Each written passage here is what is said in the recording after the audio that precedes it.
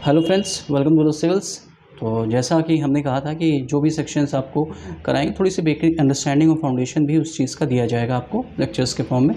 तो पहले वैसे मैं हमेशा केवल आंसर राइटिंग के ही फंडामेंटल्स और उनके जो इंग्रेडिएंट्स होते हैं जो कंस्टिट्यूट करते हैं एक बेस्ट आंसर्स को बनाने किसी भी सब्जेक्ट में, जैसे इकोनॉमी सेक्शन है, चाहे आपके पॉलिटी है, आपका डिसास्टर मैनेजमेंट है, आपका एनवायरनमेंट है, ज्योग्राफी है, जो भी सेक्शन है उसके मैं थोड़े स्टैंडर्ड्स बताता हूँ। लेकिन आपकी बार मैं थोड़ा सा एक एड ऑन वाली कर रहा हूँ कि मैं उसके फाउंडेशन प्रिंसिपल्स भी बताऊंगा जो की ज़रूरत होती है, क्योंकि ये भी जब क्वेश्चंस क्योंकि थोड़ा इवॉल्व हो रहा है एग्जाम्स, तो जब क्वेश्चन टफ्स आते हैं तो आपको कम से कम अपने बेसिक और स्टैंडर्ड्स तो मालूम होने चाहिए किसी भी सब्जेक्ट्स के। तो उसकी तरह से इंटरनेशनल रिलेशनशिप में जैसे कुछ लोगों ने मुझसे कहा भी था, तो मैं आपको कैसे इंडियन फॉरेन पॉलिसी है, कैसे ये वर्ल्ड की है, प्रेजेंट सिनेरियो में क्या है, इसका क्या मोटो है, क्या है इसका पर्पज़ है, इसको ये सब चीज़ों को हम बताते हैं आपको इस लेक्चर में। और मैं बहुत ब्रीफ में बताता हूँ, जो भी क्रक्स होता है वही बताता हूँ, बहुत ज़्यादा एक्सप्लेन नहीं करता हूँ मैं डिटेल में चीज़ों को। और क्योंकि जो मैं चाहता हूँ कि जो आपको कोर अंडरस्टैंडिंग वो आप तक चली जाए। और वीडियोस छोटा भी रखना रहता है, बहुत ज़्यादा समझाने और बहुत ज़्यादा उसमें, क्योंकि आप लोग किताबों के थ्रू पढ़ते ही रहते हैं। ठीक है, तो चलते हैं आपको जो इंडियन फॉरेन पॉलिसी की तरफ चलते हैं। तो इंडियन फॉरेन पॉलिसी है क्या? इंडियन फॉरेन पॉलिसी जो इवॉल्व करती है, इमर्ज करती है, वो इंडिया के ही इथोस के कल्चरल के वैल्यूज से ही वो इवॉल्व करती है। ठीक है, और इंडियन फॉरेन पॉलिसी जो है वो मिडिल पाथ को फॉलो करती है। और तो ये फॉरेन पॉलिसी के अंदर ये मिडिल पाथ क्या होता है? फॉरेन पॉलिसी के अंदर मिडिल पाथ क्या होता है? It's a fusion of the soft power and the hard power. क्योंकि हम जानते हैं कि हार्ड पावर की भी एक लिमिटेशंस होती है कि what are the hard powers में थोड़े से टेक्निकल टर्म्स भी आते जाएंगे, उसमें मैं आपको बता रहा हूँ। हार्ड पावर जैसे कि आप कोई डिफेंस डील्स करते हैं, वेपन्स हैं और आर्टिलरीज हैं जो आप बाई करते हैं अपनी डिफेंस सिस्टम को स्ट्रॉन्ग करने के लिए, वो हार्ड पावर का पार्ट है। जैसे कि बांग्लादेश और पाकिस्तान का जो डिवीज़न कर दिया इंडिया ने, वो भी एक हार्ड पावर का इंस्टेंस था इंडिया का। तो आर्म फोर्सेस को स्ट्रॉन्ग करना वो हार्ड पावर का पार्ट है। और जो सॉफ्ट पावर का है किसे कहते हैं? तो जैसे जोसेफ नाई ने, जो बहुत अच्छे वो हैं, उन्होंने बताया भी था इसको जो अपने उसमें, कि ये है वो एक प्रोसेस है जिससे कि हम इन्फ्लुएंस करते हैं दूसरे कंट्री के बिहेवियर को। ठीक, और क्योंकि हार्ड पावर की एक लिमिटेशन है, क्योंकि कहा भी जाता है कि इंटरनेशनल रिलेशनशिप में कि it is not about only buying weapons and doing defence, it's is also maintaining good relationship with your neighbours, with your extended neighbours. तो अच्छे संबंध बनाना भी कहते हैं एक अंतर्राष्ट्रीय संबंध में एक महत्वपूर्ण भूमिका मानी जाती है। केवल डिफेंस डील्स और वेपन्स बाय करना ही नहीं एक संबंध है, आप दूसरे से एक अच्छा संबंध बनाते हैं। It's also making good relationship with your neighbours. तो वो भी इसमें कंस्टिट्यूट करती है इस चीज़ को। तो तभी हमारे जो अटल बिहारी वाजपेयी जो प्राइम मिनिस्टर थे पुराने, उन्होंने कहा भी था कि एक है वो लाइन, जहाँ नेबर की बात है मैं कहता हूँ, उन्होंने कहा भी था कि ये we choose friends but we can't choose our neighbours. वो तो जो हो गए हैं वो हो गए, वी कांट चूज़ देम। तो इंडियन फॉरेन पॉलिसी यही है, मिडिल पाथ फॉलो करती है, वो इमर्ज करती है आपके इंडियन इथोस के वैल्यूज से। और ये फ्यूजन है सॉफ्ट पावर और हार्ड पावर का। तभी कहते हैं प्राइम मिनिस्टर जो हमारे करंट है मोदी जी ने कहा था कि India has given the world Buddha not युद्ध, India has given the world Buddha not युद्ध। That's the thing which our prime minister has said also in one of his lectures whatever he was delivering। तो वो कहा था। अब Indian foreign policy evolve कहाँ से होती है, तो इसको समझने की ज़रूरत है कि कहाँ से ज़रूरत होती है। जो हमारे एक्सटर्नल अफेयर्स मिनिस्टर हैं एस जयशंकर, तो उन्होंने बहुत अच्छा कैटेगराइज किया है, 6 स्टेजेस के फॉर्म में उन्होंने बताया गया था इंडियन फॉरेन पॉलिसी कैसे मूव की है। तो अब जो इंडियन फॉरेन पॉलिसी वहीं से, जो हमारे फर्स्ट प्राइम मिनिस्टर थे पंडित जवाहरलाल नेहरू थे, वही है मॉडर्न आर्किटेक्ट ऑफ इंडिया में। उन्हें कहते हैं इंडियन फॉरेन पॉलिसी, कहते हैं मोर ऑफ ब्रांड चाइल्ड उन्हीं का है, वो किस तरह से इसको ले चलते हैं। तो नैम क्या प्रोसेस था उन्होंने फॉलो किया था उसमें, नॉन अलाइनमेंट और पंचशील का सिद्धांत उस समय उन्होंने दिया था, तो उसी से वो आगे बढ़े। तो हर थोड़ा सा तो जो ये हमारा फर्स्ट फेज़ स्टार्ट होता है ना, से जो 6 फेजेज़ हैं, अगर इसके जो मिनिस्ट्री ऑफ एक्सटर्नल अफेयर्स के एस जयशंकर उन्होंने इसको बताया भी, तो उसके 6 फेजेज़ हैं। तो पहले फेज़ में वो जो चला 47 से आपका 62 तक, और वो एंड अप हुआ इंडिया चाइना वॉर से। तो और नॉन अलाइनमेंट का फेज़ था वो, कि कोल्ड वॉर चल रहा था तो हम उसमें थर्ड पार्टी की तरह किसी के साथ अलायंस नहीं थे, नॉन अलाइन थे हम। तो इसमें मैं इसमें ये भी कहना चाहता हूँ कि कभी कभी लोगों के दिमाग में आता है कि उस समय बहुत ज़्यादा नेहरू जी जो थे बहुत आइडियलिस्टिक थे, बहुत कुछ थे। देखो, आइडियलिस्टिक वो कुछ भी नहीं थे। जो आदमी एक गरीब मुल्क का बादशाह है, खाने को वहाँ पर मतलब कि सड़े अनाज भेज रहा है यूएस, और कोई टेक्नोलॉजिकल कुछ भी नहीं है, ज़ीरो ऑलमोस्ट है उस समय, वो कर रहा है। तो वो क्या बात करेगा जब जिसके पास जो पावरफुल, जो पावरलेस होता है ना, इंटरनेट जो रिलेशनशिप कैसे बनते हैं, वो मजबूत के बीच में बनते हैं, मजबूत कमज़ोर के बीच में रिलेशनशिप नहीं होता है। वहाँ तो बस एक आपसी सेटलमेंट होता है। तो उसमें क्या करता है, तो कमज़ोर आदमी कैसे बातें करता है उस समय, जो देश की जो कंडीशन थी, स्थिति थी उस समय, वैसी बात करने अच्छी थी कि हमें कोऑपरेशन चाहिए, हमें पीस चाहिए, हमें स्टेबिलिटी चाहिए, हमें कोहेशन चाहिए। Though now we have also have same stand right now, लेकिन उस समय जो हमारा कोर था उस समय हमें बात करनी थी। और लेकिन आप देखेंगे कि अब ये बात तो नेहरू जी कर रहे हैं सब कुछ, पंचशील की सब कुछ वहाँ पर, लेकिन 1954 में आप देखेंगे कि होमी जहांगीर बाबा के साथ वो डिपार्टमेंट ऑफ एटॉमिक एनर्जी भी क्रिएट कर रहे हैं। तो ऐसा नहीं है कि उन्हें पता नहीं, उनमें बहुत ज़्यादा आइडियलिज्म था और वो प्रैग्मेटिक नहीं थे, उन्हें चीज़ें नहीं पता थी, चीज़ें उन्हें पता थी। लेकिन जब आप कमज़ोर हैं तो किस तरह से आपको आगे इन्वॉल्व करना है, वो भी अपने आप में एक मास्टर जीनियस स्टेप्स होते हैं, तो वो उन्होंने किया उस समय।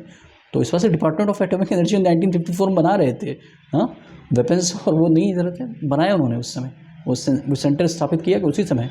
तो ये थी, ये फर्स्ट फेज़ था हमारा। उसके बाद जो सेकेंड फेज़ स्टार्ट होता है वो 62 के बाद जो 71 तक चलता है। ये अब इंडिया का एक कंसेंट आ गया था कि हमें अपनी नेशनल सिक्योरिटी को एनहेंस करना है, ठीक है। अब तो उस पर ज़्यादा फोकस था, नेशनल सिक्योरिटी को एनहेंस करने का।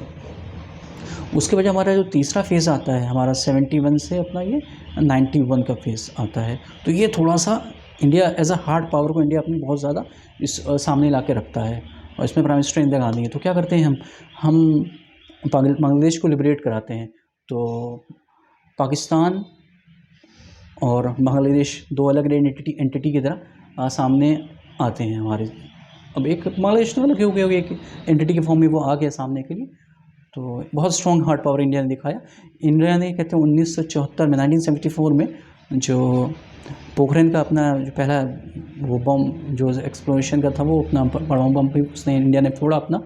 तो उसने भी अपने पूरे वर्ल्ड को दिखाया कि हाँ भैया, हम न्यूक्लियर पावर की तरह हम भी सामने अपने आप को लाना चाह रहे हैं। तो बहुत एजरेटिव था उसमें, कहते हैं इंडिया इस दौर में, ठीक है।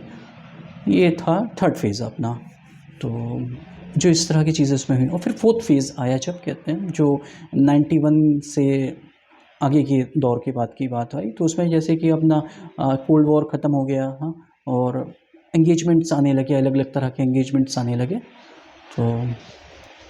तो वो तरह से अपने एंगेजमेंट्स के फॉर्म में आने लगे। तो जैसे कि हमने देख भी रहे हैं कि हाँ, थोड़ा सा ये मैं वो कर रहा था अपना, हाँ, तो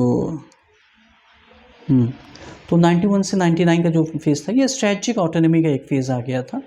तो स्ट्रैटेजिक ऑटोनॉमी क्या होता है इसमें? स्ट्रैटेजिक ऑटोनॉमी में मैं आपको बता देता हूँ ये होता क्या है।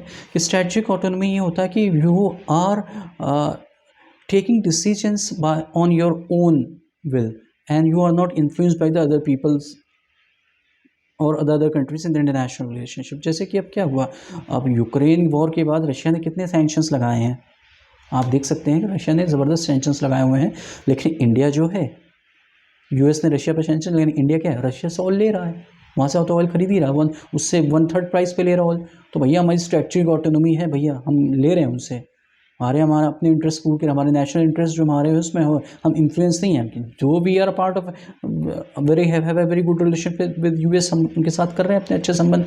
क्वाड हुआ, चाहे फिर अपना I2U2 हुआ, हम वहाँ भी उनके साथ पार्ट में हैं जो मिलिटरी एंगेजमेंट से। लेकिन हमारे जो नेशनल इंटरेस्ट हैं, हम उसको भी अपने अच्छे से देख रहे हैं इस चीज़ में।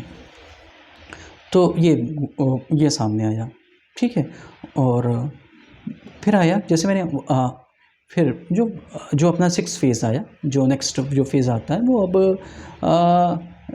एक ऐसा फेज़ आता है जिसमें कि अब और इसी 6th फेज़ से पहले मैं आपको फिक्स फेज़ बता देता हूँ। तो या स्लाइड्स नहीं बनती हैं तो थोड़ा सा उसमें आदमी दिमाग में से चीज़ें जाती रहती हैं थोड़ा सा, तो स्लाइड्स बेटर होती हैं। लेकिन ये था कि मुझे अब देना था आज के दिन में, तो अब मैंने कहा अब देना है तो देना ही है। तो 5th फेज़ में जो बातें हुई, तो उसमें कहते हैं जो इंडिया ने की अपनी न्यूक्लियर डील्स की थी और सिविल न्यूक्लियर डील की थी यूएस के साथ, और एंगेजमेंट भी बहुत अच्छे हो गए थे। मनमोहन सिंह गवर्नमेंट में ये हुआ था, तो वो हुआ। और 6th फेज़ में ये जो कहते हैं हमारे जयशंकर जी कहते हैं कि अब जो इंडिया जो है बहुत एनर्जेटिक डिप्लोमेसी के फॉर्म में आ गया है, बहुत प्रैग्मेटिक हो गया है, और इकोनॉमिक ऑर्डर बहुत इंपॉर्टेंट हो गया है, और मिलिटरी एंगेजमेंट्स बहुत इंपॉर्टेंट हो गए, रीजनल एंगेजमेंट्स बहुत इंपॉर्टेंट हो गए हैं।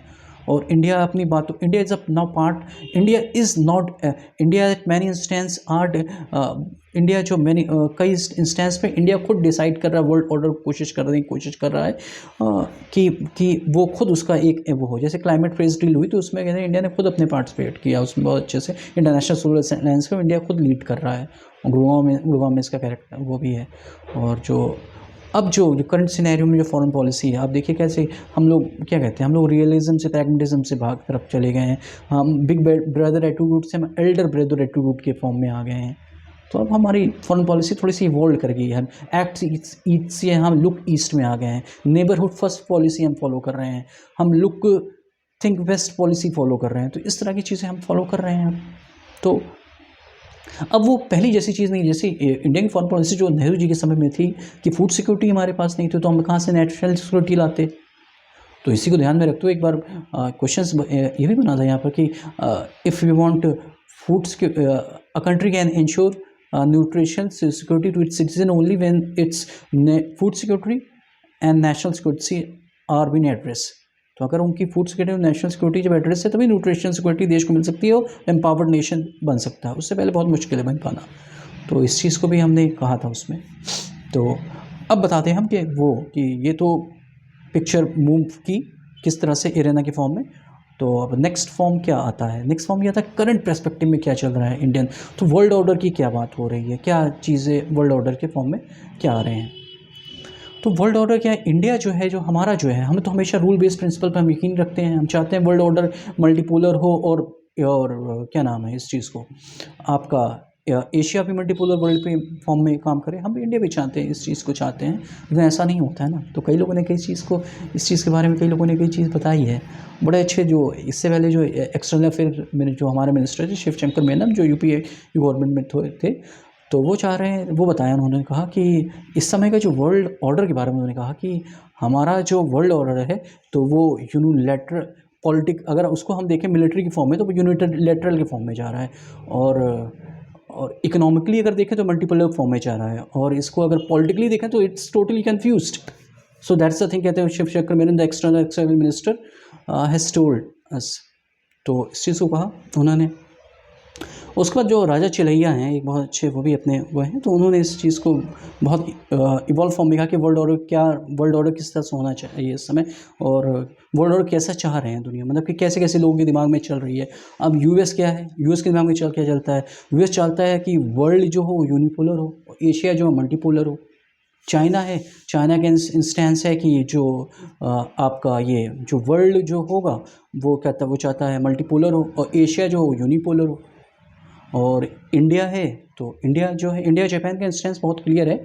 हमने जैसे बताया था आपको भी कि हम मिडिल पाथ पर हैं, और हम चाहते भी हैं इस चीज़ को कि हम मल्टीपोलर वर्ल्ड चाहते हैं, और मल्टीपोलर आपका इंडिया चाहते हैं। आपको मल्टीपोलर वर्ल्ड और मल्टीपोलर एशिया चाहते हैं।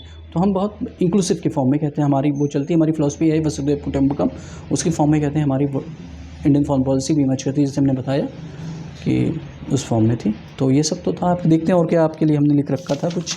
और जी हाँ, तो इंडियाज़ ने फॉरेन पॉलिसी को अपने एक फॉर्मूले के फॉर्म में दे रखा है, जो काफ़ी आप लोग लिखते भी रहते हैं। 5S अप्रोच दे रखी है कि वो सम्मान, सहयोग, शांति, समृद्धि। तो ये 5S अप्रोच इंडिया जो फॉरेन पॉलिसी की वो है। हमारा मेन पर्पज़ ये, जैसे हर नेशन का होता है टेरिटोरियल इंटीग्रिटी और मेंटेन सोवरेनिटी, तो वो इंडियन फॉरेन पॉलिसी का भी एक one of the aim of Indian foreign policy भी यही है, इंडियन फॉरेन पॉलिसी का एम। तो और ऐसा हुआ तो है ही, जैसे मैंने कह दिया प्रैग्मेटिज्म, हॉलीडेज़म, उसमें नेहरू जी बहुत थे एक्टिव। लेकिन कई चीज़ें हुई हैं जो बहुत ज़्यादा प्रैग्मेटिक फॉरेन पॉलिसी को दिखाते हैं। जैसे कि अब क्या हुआ, कहते हैं एज वी, जैसे मैंने कहा थिंक वेस्ट पॉलिसी जो गवर्नमेंट फॉलो कर रही है, तो इंडिया इजराइल रिलेशनशिप में आपको देखो क्या हुआ, डी-हाइफेनाइजेशन ऑफ थिंक वेस्ट पॉलिसी हुआ। तो डी-हाइफेनाइजेशन क्या है, हमारा जो इससे रिलेशनशिप है इजराइल्स का, वो हम रखेंगे, उसको कहते हैं वो मेरिट पर इंडिपेंडेंट होगा, वो apart from the relationship of this Palestine. तो वो तो हमारा इंडिपेंडेंट एक्सिस्टेंस करेगा। तो हमने अपने इंडिया इजराइल रिलेशनशिप को हमने डी-हाइफेनेशन के फॉर्म में उसको थिंक वेस्ट पॉलिसी में उसको इम्प्लीमेंट किया। तो ये हमारा गया इस चीज़ को, तो ठीक है उस चीज़ में, और ठीक है। तो ये मोटा मोटा जो इंडियन फॉरेन पॉलिसी जो अभी इस समय वर्क कर रही है वो इसी के फॉर्म में मूव कर रही है और ऐसे ही रहेगी। तो आप तो ठीक है। तो लास्ट में जोसेफ ने की बात जो है मुझे वही सही लगती है कि वो कहते हैं कि the world has to realize one thing, that we don't have to enforce power now to others, we have to share power with the others. Finally world order has to come on into a consensus form कि power sharing करनी पड़ेगी, UNSC में reforms करने पड़ेंगे, world order को कहते हैं सबके लिए एक जैसा बनाना पड़ेगा, तभी फाइनली होगा सब कुछ सही, अदरवाइज़ तो नहीं सही होगा बहुत कुछ। तो नेक्स्ट लेक्चर में हम आपको बताएंगे किस तरह से आंसर लिखे जाते हैं, क्या स्टैंडर्ड्स होते हैं, कैसे फॉलो किए जाते हैं और किस तरह से आप उसमें मूव करेंगे। तो वो आपको नेक्स्ट के फॉर्म में हम आपको नेक्स्ट उसमें बता देंगे। और आप जो सिविल्स के चैनल उसको आप लाइक कर लीजिए, इसको सब्सक्राइब कीजिए, शेयर कीजिए और जो भी कुछ आपको और भी चीज़ें मुझे आपको जानना रहता है, थोड़ा सा मेरा वो रहता है कि आगे जो होंगे थोड़ी कोशिश होगी स्लाइड्स के फॉर्म में है तो और भी थोड़ा आपको चीज़ें दी जा सकें। ये तो लर्निंग से जो मेरे को जितनी थी मैंने आपको उसके फॉर्म में आपको पहुँचाई, और भी बहुत होती हैं आपको दी जाएंगी इस तरह की। तो ये तो एक बेसिक था, आपको इंडियन फॉरेन पॉलिसी कैसे इवॉल्व कर रही है तो ये आपको बता दिया गया है। उसके बाद आप नेक्स्ट जो मैं उसमें लूँगा तो उसमें बताऊँगा कैसे आंसर्स को कैसे आंसर्स को बहुत इफेक्टिव बनाना अपने आप को कई चीज़ों को यूज़ करके, इन सब चीज़ों को यूज़ करके। ठीक है, तो ठीक है, आप द सिविल्स के चैनल्स को लाइक कीजिए, सब्सक्राइब कीजिए, शेयर कीजिए और बताइए कहते हैं जो आपको और भी चीज़ें ऐसे अच्छी लगे, जो चीज़ें बुरी लगे वही बताइए तो और उसको इम्प्रूव किया जाएगा। ठीक है, okay, all the best, take care, मिलते हैं फिर अपने नेक्स्ट सीरीज़ के एपिसोड्स में। Thank you.